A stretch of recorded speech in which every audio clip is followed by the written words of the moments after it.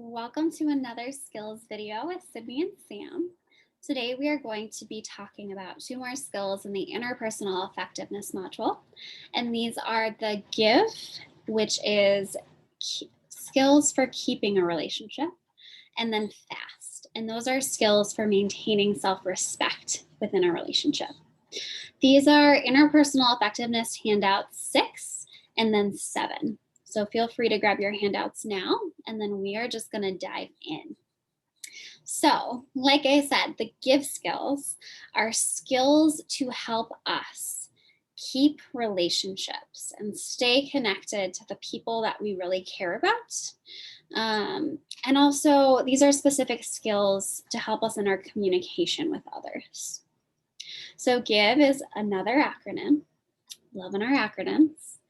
And this one mostly works, but just bear with us for when the acronym might seem like it doesn't fit. So the first part of give is going to be being gentle. Okay, so the gentle, that's the G in give. And being gentle, this often just looks like being nice, being respectful, being non-threatening, reducing judgments, right? I think those often get in our way here.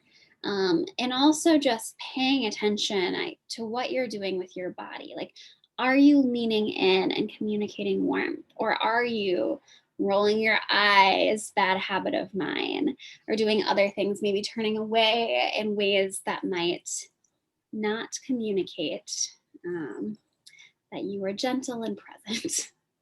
So Sam, I know we had talked about a brief situation earlier, so I just want to highlight what this might look like for you and your situation. So can you give us just the lowdown of what's been going on? Sure.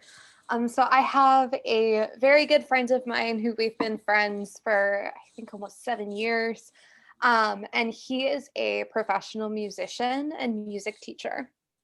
And I know very little about professional music. And his career is obviously something he likes to talk about a lot.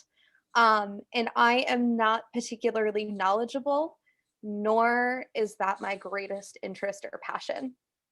And so I find myself coming back to this skill whenever I'm talking to him about this, because the friendship is very important to me and I do want to maintain that friendship. I want to pause you here for just a second. And, Sam's speaking to a friendship, and I think this is so important. This is such an applicable example because I'm sure we've all felt that, both with friends, maybe significant others, partners.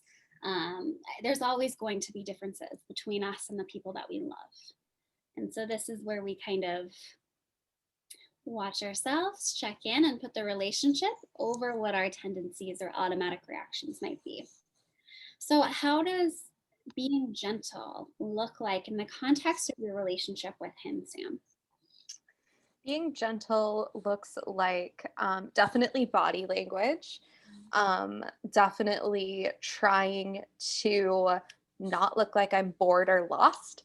And so, like Sydney said, leaning in, making eye contact, for me, kind of nodding along to what he's saying, as well as making sure that my tone is kind of gentle and easy and not at all annoyed or harsh or anything like that.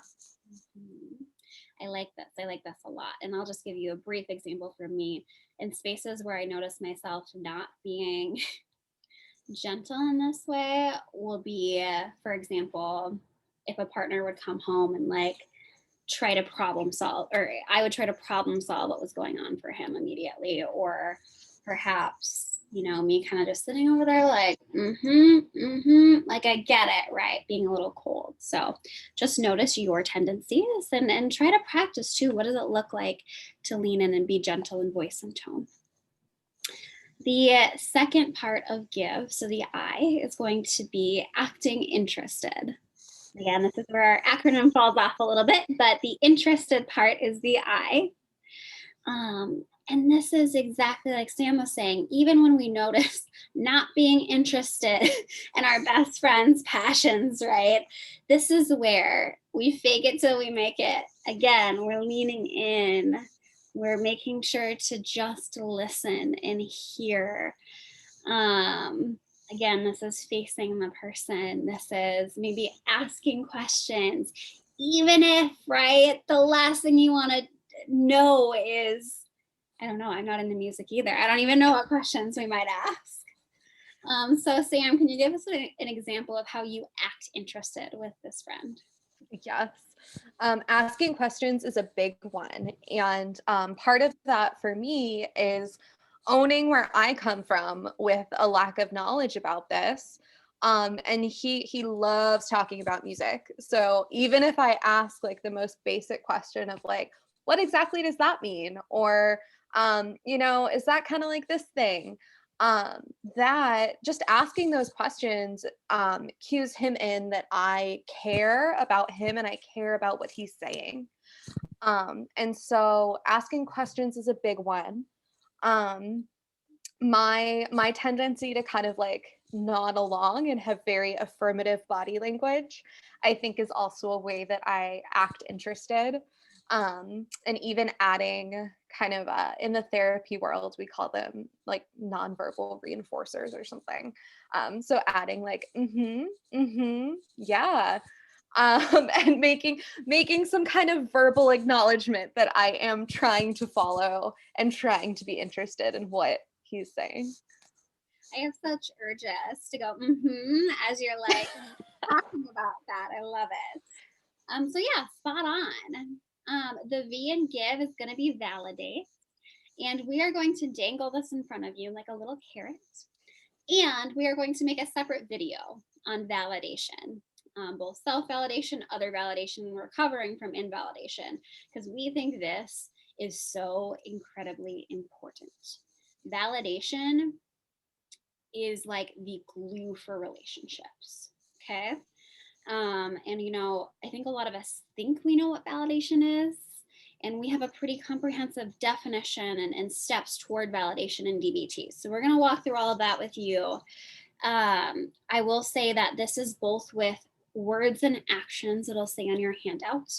So I might validate by saying things to Sam like, gosh, like, yes, like it makes so much sense what you're saying, or, oh, I understand, I get it, right? You might verbally show someone that you hear them, that you acknowledge where they're coming from. That's validation, right?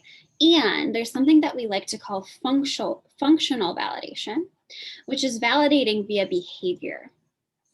Okay, and so, for example, Sam, actually, you give me an example. What would be an example of functional validation? Maybe something you could do for your friend that shows him that you've been hearing him. I am so excited that you asked me this because I have the perfect functional validation behavior that I do. I have 2 of his band t-shirts and I wear his band t-shirts. I love it. That is a perfect example, right? Sam's not necessarily saying anything, but she might show up to Zoom calls with him and be like, look, look, it's you. That is lovely. And imagine how good that feels for him to see that. Exactly, that these are all the little things that are going to bring us closer to others. And then our last one of the give skills is using an easy manner. So the easy part is the part of the acronym here. And this is having a little bit of fun, right? We are drawn to joy and humor and energy. And so if we can put that forward, other people are going to want to stay in relationship to us, right?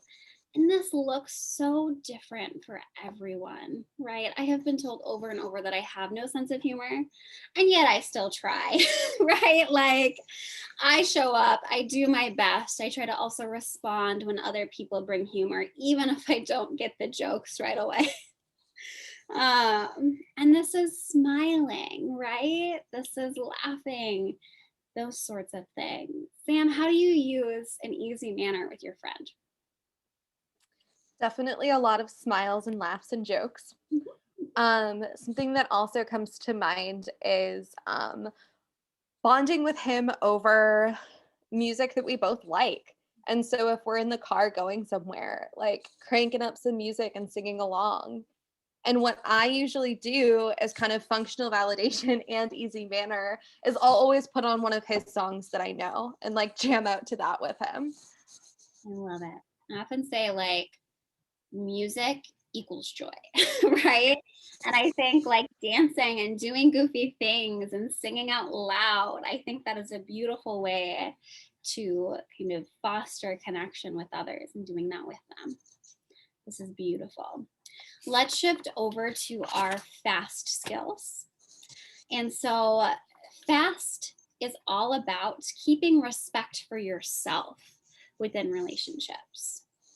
And I have an example that I was sharing with Sam, and I'm noticing a little bit of hesitation to share, but I'm going to share it anyways. It's unresolved for me. I forever have been someone that has a hard time not giving, right? And not in particular spending money on friends and things like that. When I was in sixth grade, my mom would get so mad at me because I would buy 4 cookies at the concession stand. And my mom would say, "Why were you eating 4 cookies?" And I would say, "It was this person's birthday and this person's birthday and this person's birthday. So I was buying them cookies." And she would, she'd be like, "That's not your money." But anyway, so this is a problem that has persisted across my lifespan. And I have had a recent situation where my best friend and I got season tickets to the women's soccer team here in Tacoma. And for those who don't know, I played soccer in college, and Megan Rapinoe is like everything. And so, super pumped to do this. And I bought the tickets because this was my interest. And I asked if she wanted to come along and join me. And she said, "Yeah, like, how much are they?" And I let her know how much they were, but it kind of stopped there. And so, fast, the first portion of fast, and then we'll kind of apply the situation to it, is to be fair. And this is to be fair to yourself and to the other person. Okay. And so, in this space, right, we want to pay particular attention to validating our own experiences and noticing to kind of just where we're at and what we want and maybe what might feel off in a relationship. And so for my best friend, right, um and often in the past with friends, like if someone pays for something for me, I am immediately like, "Take my money, like, do you want an extra $5 for that? Like, here you go." Right, that's how I tend to treat others. And in this situation, she has not yet offered, and I'll hold, I have not asked, so this is not necessarily on her, but she has not offered to pay me for those season tickets. And so this is where I check in and ask, like, okay, what would be fair to me here? Right? Like, season tickets aren't that cheap. And right, I would treat others, I would give to others, or I would reimburse others immediately. So I do need to consider, like, wouldn't that be the fair way to treat myself too, or to at least make that ask? Sam, One anything? thing Yeah. I was just going to jump in and add something that you had brought up when we were chatting about this before, was that another possibility could be that if you guys are at a game together, she offers to get you guys food at the concession stand. And so I just want to highlight that being fair here can look a couple of different ways. And so the only way to be fair isn't necessarily for this friend to reimburse you for the tickets, right? There's other things that they could do, and other ways that being fair could look like. And I think it's important to kind of consider all of those when we're looking at the being fair part of that. That's so important. So dialectical, right? You could probably see where, as I'm talking about this, my emotions go up a little bit, and I'm like, either not going to say anything or I'm going to demand my money back, right? That's where my mind was headed. So the second part here is no apologies. This is the A in fast, right? And Sam and I in the last video talked about the dangers of over apologizing, but I'll just briefly touch on that again. When we tend to over apologize, one, I think it can reinforce our own self judgments and worthlessness a little bit, kind of undermines our own experience. It's pretty invalidating to ourselves.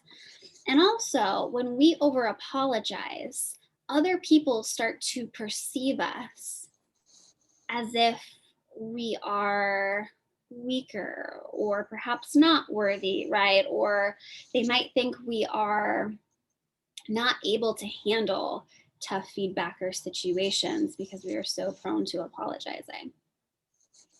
Okay. Anything you would add there, Sam?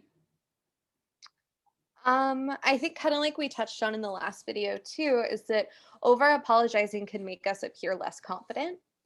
And I think it also runs the risk of some people having the judgment take advantage of. And I can't use a more descriptive thing right now. So I will acknowledge that as a judgment and put that out there. Yeah, you're onto something there for sure. So no apologies in my situation.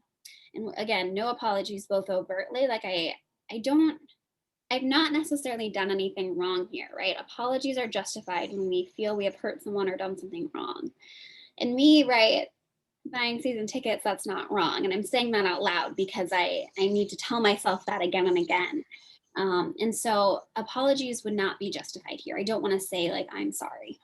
And then also we want to think about what are covert ways in which I might be apologizing. And that's, you can probably see me having urges right now to like get smaller and I'd be like, please, can you pay me back? Like literally like we close off on ourselves.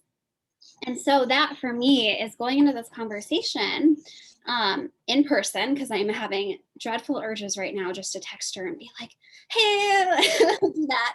And for me, this would feel more, I think, effective in person. It would be coming in with that confident tone, like Sam was saying. My shoulders are back and talking slowly and being very clear, those sorts of things. So good. We're watching for both the overt and covert apologies. One other sign of a covert apology that I want to throw out there is essentially negating your ask or your limit by saying like, it's fine if not, no worries if not, is that okay with you? Like, it's not a big deal if this isn't okay, totally fine if you can't do it, stuff like that. My anxiety just went up because yes, yes, that would be at the end of every text message if I did not see the risks with that one. Me too. Good. So the S in fast is going to be sticking to our values. And this requires some work, and we'll go and dig into values a little bit further at some point as well in a different video. But so sticking to our own values, we just want to really check in, like what's most important to me here. And this helps to, I think, foster dialectical thinking, because what's not most important to me is like the actual financial exchange, right? Like I don't need dollar for dollar. Like other people though, you might value that and that's totally fine, right? But that's not necessarily a value for me.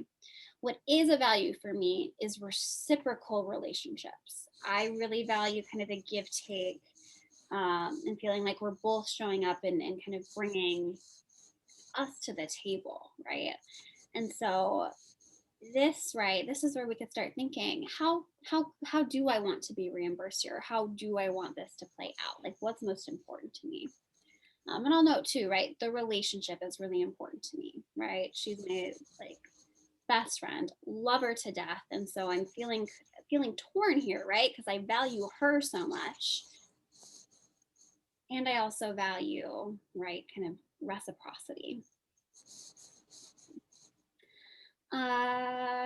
Last one here is going to be truthful. That's the T, is the truth part. And when we're showing up We want to watch out for urges to overtly lie, or urges to leave out information, or urges to not state our full experience. And I'll own, as a people pleaser, I sometimes have a lot of trouble with this one. Not that I'm trying to lie. And I will often be dishonest and like trying to protect the people in my space. And so for her, I think, I'm feeling these massive urges to kind of like maybe not make it a big deal or not even mention that I'm thinking about this.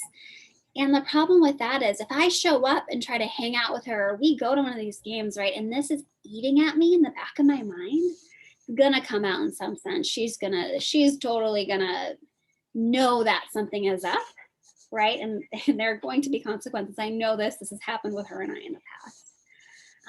And two, I like the point of not acting helpless when we're not helpless. I'm not helpless here. It would be easy for me to be passive and just say, oh, she hasn't made me back. Like, she's an awful friend. Or like, oh, if it hasn't happened, it's never going to happen. And that's not true. Right. Like I'm playing a role in this. I need to come to the table and realize it is my responsibility to make my expectations clear. Right. And I'm not helpless. I know how to communicate. I teach goddamn interpersonal effectiveness skills, right?